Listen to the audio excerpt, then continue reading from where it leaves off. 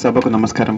విచ్చేసిన పెద్దవారందరికీ నా తరఫున హృదయపూర్వక నమస్కారం, శుభాకాంక్షలు తెలియజేస్తున్నాను. ఇందాక వారు టెస్కాప్ చైర్మన్ గారు వారు సిటీ సెంట్రల్ లైబ్రరీ పక్కనే పుట్టి పెరిగినారని చెప్పారు. అక్కడి నుంచి వారికి తీపి జ్ఞాపకాలు గుర్తు చేసుకున్నారు.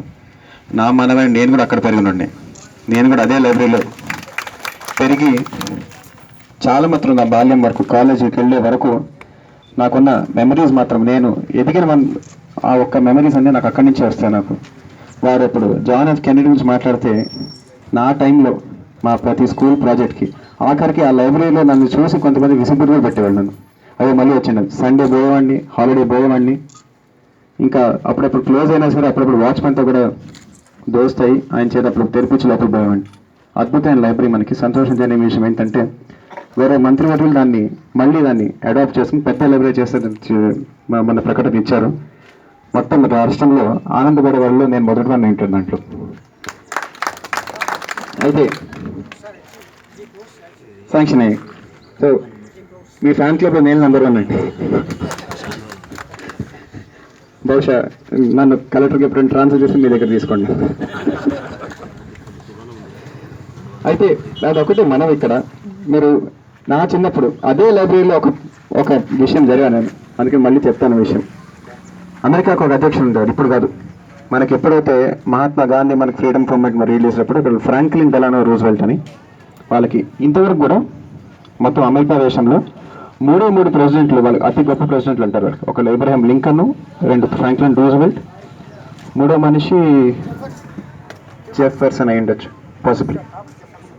సో వాళ్ళు అన్నారు, ఆయన వరల్డ్ వార్ రెండవ ప్రపంచ యుద్ధంలో కూడా ఆయన చాలా ముందు తీసుకెళ్ళి ఆయన బాగా గుర్తు చేసుకుంటారు. అయితే నేను ఆయన గురించి మాట్లాడలేదు, ఆయన సతీమణి గురించి మాట్లాడతాను. ఆవిడేం చెప్పారంటే ఇంకా గుర్తు నాకు, నేను ముందు ఇంగ్లీష్ చెప్తా, తర్వాత నాకు అర్థమైంది చెప్తాను. నేను small minds discuss people, middling minds discuss events, but the greatest minds discuss ideas. చిన్న మనుషులు మాట్లాడేది వేరే వాళ్ళ గురించి, వాళ్ళ ఏం చేస్తున్నాడు, తన పెళ్ళైందట, తన రెండో పెళ్ళైందట, అక్కడ ఇంట్లో ఉన్నట్ట, ఇట్లా మాట్లాడుకుంటారు. కొంచెం మధ్యస్థ మనుషులు సంఘటనల నుంచి మాట్లాడతారు. ఈవెంట్స్, అక్కడ బాంబ్ బ్లాస్ట్ అయిందట, ఈ రోడ్డు మీద ధర్నా చేస్తారు, అక్కడ నిరసన చేస్తారట. పెద్ద మనుషులు అందరికన్నా వాళ్ళు మాట్లాడేది ఆలోచనలు మాత్రమే. ఈ ఆలోచనలకి ఆలయాలే మీకు పెట్టిన గ్రంథాలయాలు.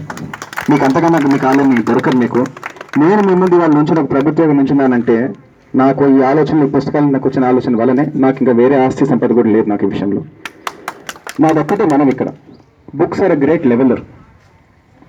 మీరు ఎవరన్నా అవ్వచ్చు, మీరు సూరత్లో మీరు డైమండ్ ట్రేడర్ అవ్వచ్చు, మీకు 1000 కోట్లు 2,000 కోట్లు మీ మొత్తం సంపద ఉండొచ్చు.